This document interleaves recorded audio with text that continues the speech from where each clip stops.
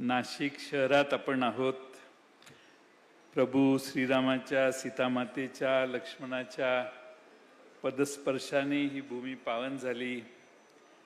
आपल्या नाशिकला प्रचंड मोठा इतिहास आहे. काळाराम मंदिराची एक ऐतिहासिक पार्श्वभूमी या शहराला आहे.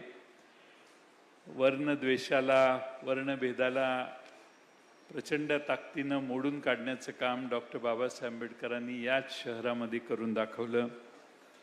आणि अशा या ऐतिहासिक भूमीमध्ये आपण एकत्रित जमलोय. खरं म्हणजे कर्मवीर दादासाहेब गायकवाड याच भूमीतून येतात. महाकवी वामनदादा कर्डक असतील, लेखक बाबूराव बागुल असतील, तेही याच जिल्ह्यातून येतात. अलीकडे सरकार सगळ्यांची स्मारकं करते. माझी सरकारला सूचना आहे, सरकार इथं नाही आहे मला माहिती आहे, पण ऐकेल सरकार, वामनदादा कर्डक आणि बाबूराव बागुल यांचं स्मारक या शहरात सरकारनं करावं.